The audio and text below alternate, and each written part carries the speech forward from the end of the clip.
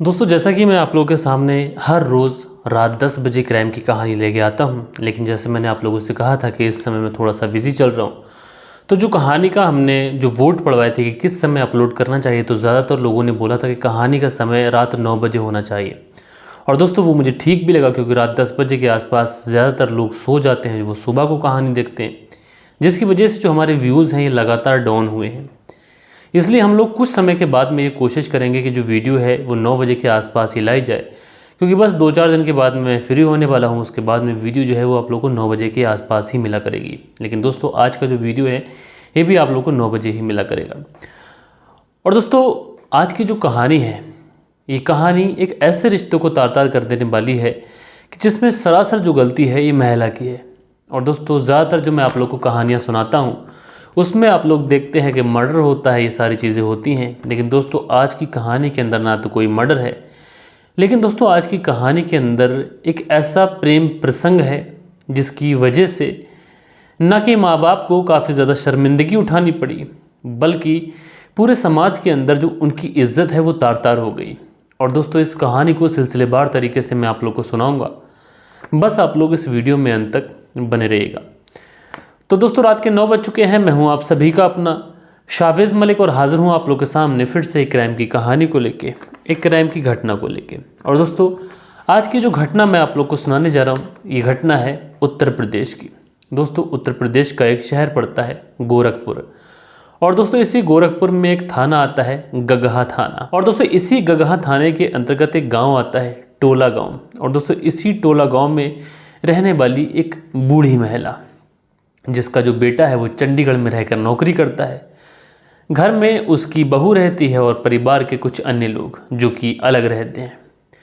दोस्तों, इस घटना के अंदर जो भी सदस्य इस पूरी कहानी के अंदर हैं, जो भी कैरेक्टर हैं, उनके नाम मैं यहाँ पर नहीं लूँगा, क्योंकि दोस्तों जब मैंने इसमें आर्टिकल खंगाले, जब मैंने सारी चीज़ें खंगाली, तो किसी भी आर्टिकल में इस परिवार वालों का नाम नहीं लिया गया है, क्योंकि किसी की बदनामी का शायद डर है इस वजह से।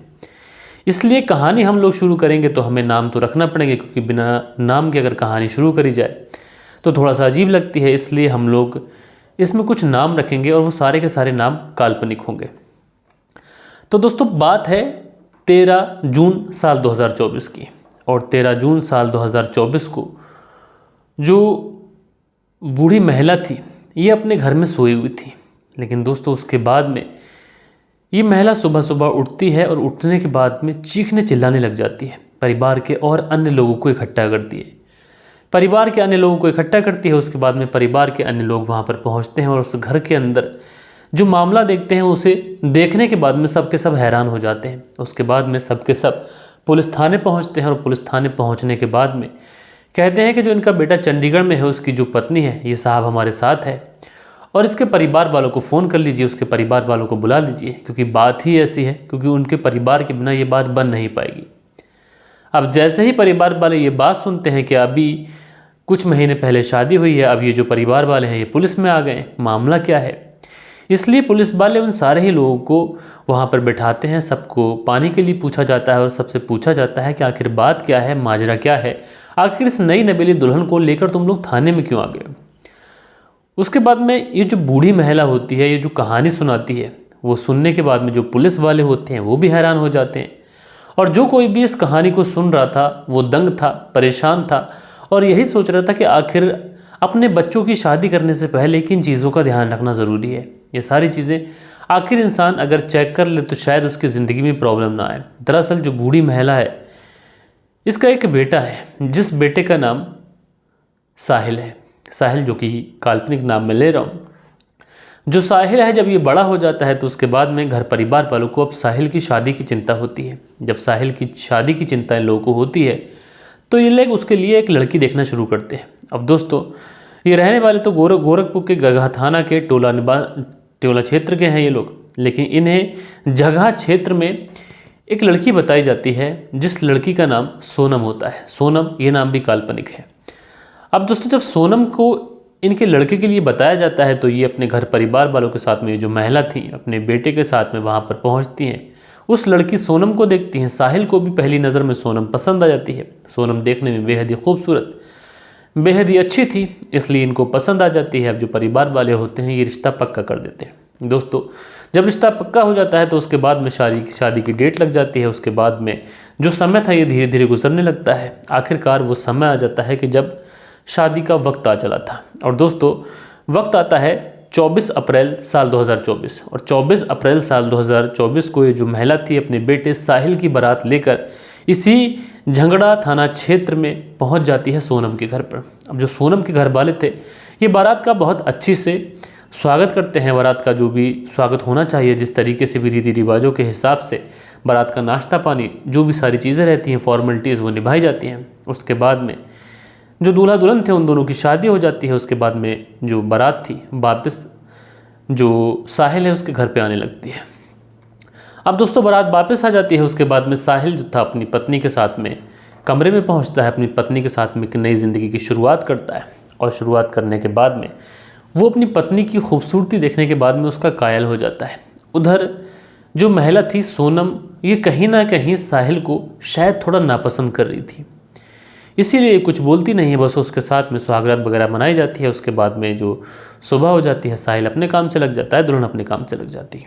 और दोस्तों, धीरे धीरे वक्त गुजरने लगता है। अब जो वक्त था, ये सारी रस्में हो जाती हैं। ये दुल्हन वापस अपने मायके जाती है, मायके से वापस आ जाती है। अब साहिल चूँकि चंडीगढ़ में रहकर काम करता था, शादी करने के लिए अपने गाँव आया हुआ था, लेकिन अब इसे अपने गाँव से वापस अपनी नौकरी पर चंडीगढ़ जाना था। इसलिए साहिल अब अपनी पत्नी सोनम से कहता है कि मेरी छुट्टियां ख़त्म हो चुकी हैं और मुझे वापस चंडीगढ़ काम पे जाना पड़ेगा, लेकिन तुम अपना ख्याल रखना, माँ का ख्याल रखना, बाकी के परिवार वालों का ख्याल रखना। मैं बहुत जल्द लौट आऊँगा और तुम्हें किसी चीज़ की भी ज़रूरत हो तो मेरा मोबाइल नंबर तो तुम्हारे पास है, तुम बस मुझे कॉल कर देना बेझिझक। अब से तुम अकेली नहीं हो, तुम्हारी परछाई मैं हूँ, तुम्हारा साया मैं हूँ, तुम्हारी हर ज़रूरतों को पूरा करने की जो जिम्मेदारी है वो मेरी है। अच्छा, जो सोनम होती है वो कहती है ठीक है। उसके बाद में जो साहिल होता है ये अपने काम से चंडीगढ़ चला जाता है। अब दोस्तों, धीरे धीरे वक्त गुजरता रहता है। उसके बाद में एक तारीख आती है 13 जून साल 2024। और इसी 13 जून साल 2024 को शाम का खाना खाकर सब लोग सोए थे। जो बुज़ुर्ग महिला थी, जो इस सोनम की सास थी, वो भी सोई थी। महिला अपने कमरे में सोई थी।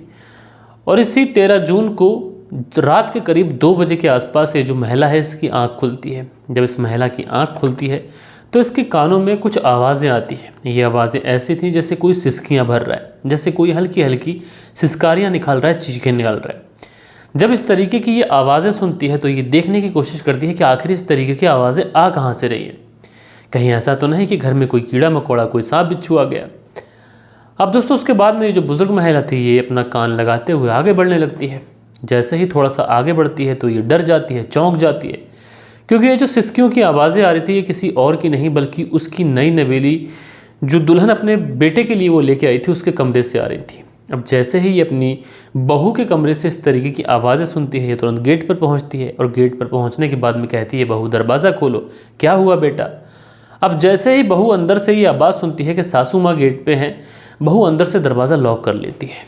अब जब बहू दरवाज़ा लॉक कर लेती है, सासू माँ काफ़ी ज़्यादा खटखटाती है, लेकिन सासू माँ के बहुत ज़्यादा खटखटाने के बाद भी वो दरवाज़ा जो था वो खोला नहीं जाता है। इसलिए अब सासू माँ उस दरवाजे की जो कुंडी होती है बाहर से लगा देती है, क्योंकि इसको कहीं ना कहीं डाउट था। इसलिए अब ये खिड़की से देखने की कोशिश करती है। और दोस्तों, जब ये सास खिड़की से देखने की कोशिश करती है तो इसको दिखाई पड़ता है कि उसकी बहू के बेड पर एक मोज़ा पड़ा हुआ है, जो कि किसी पुरुष का मोज़ा है। उसके बाद में बेड के नीचे झांकने की कोशिश करती है तो वहाँ पर किसी पुरुष के जूते पड़े हुए हैं।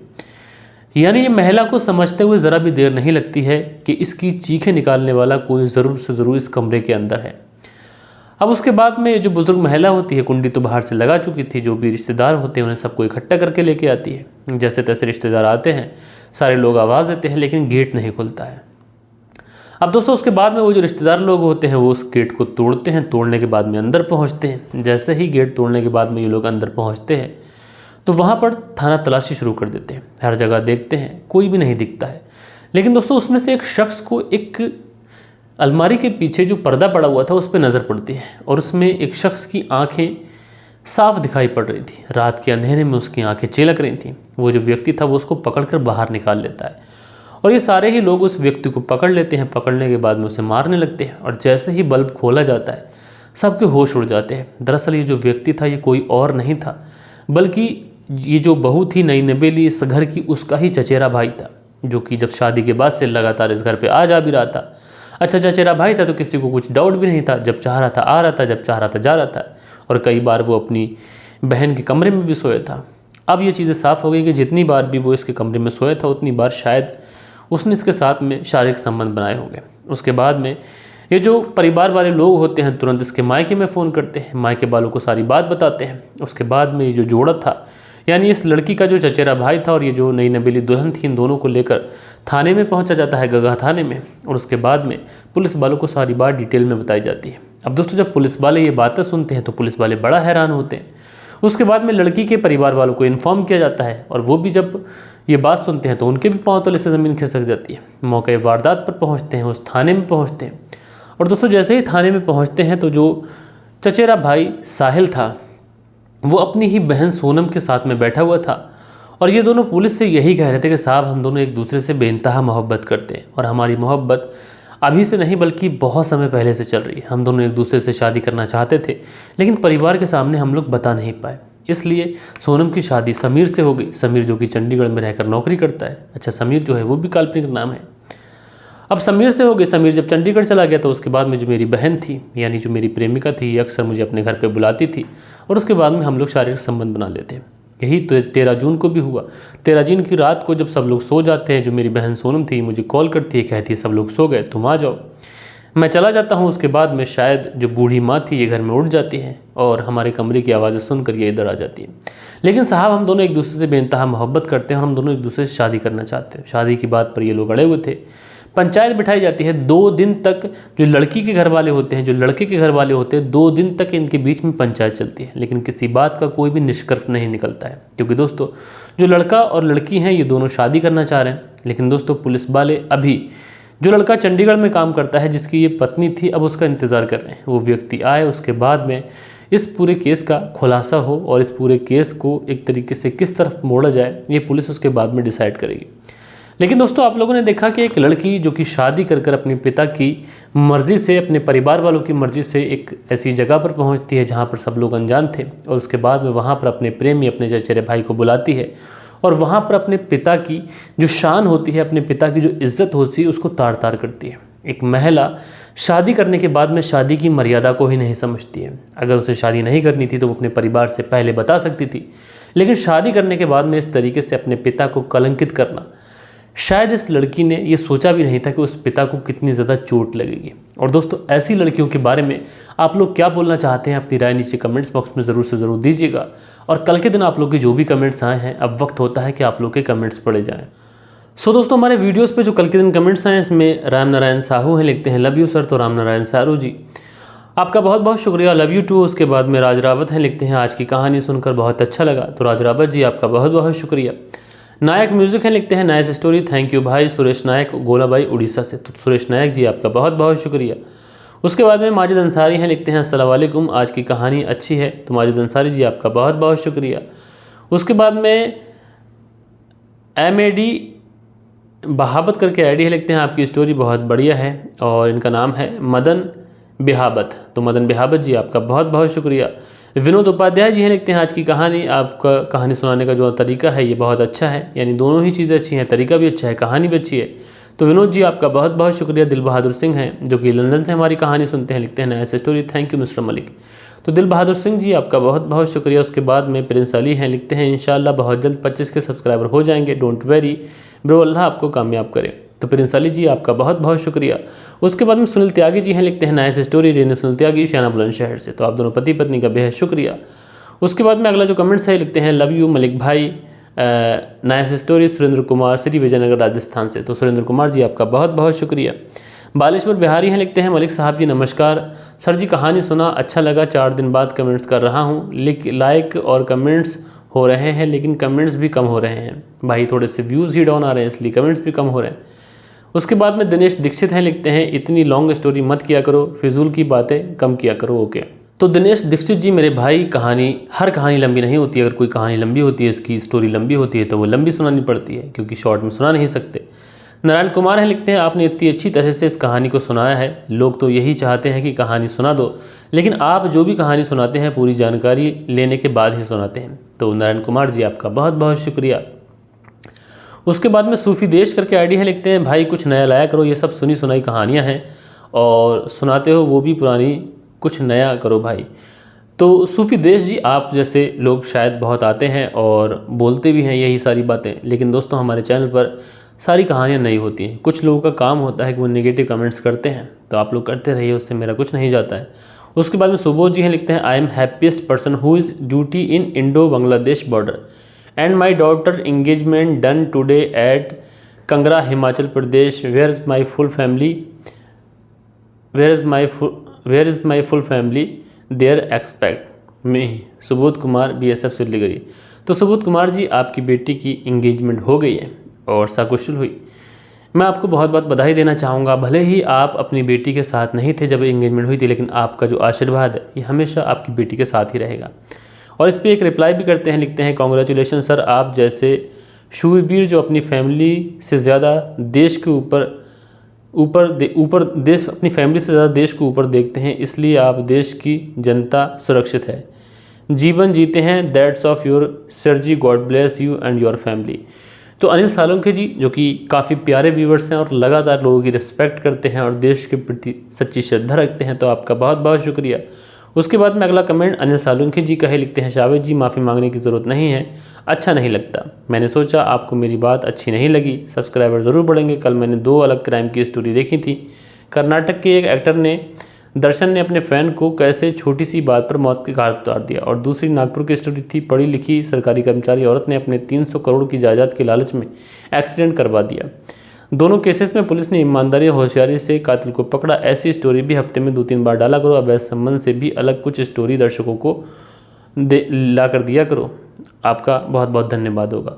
तो अनिल सालुंखे जी, आपका बहुत बहुत शुक्रिया। जो महिला ने 300 करोड़ की प्रॉपर्टी के लिए जो अपने ससुर की हत्या करवाई थी, उस कहानी को मैंने ऑलमोस्ट लिख लिया था, ऑलमोस्ट तैयारी मेरी पूरी हो चुकी थी, लेकिन एट द एंड में मैंने प्राखर जी को फ़ोन किया तो मुझे पता चला कि वो भी इस कहानी को सुना रहे हैं, तो फिर मैंने उस कहानी को पोस्टपोन कर दिया।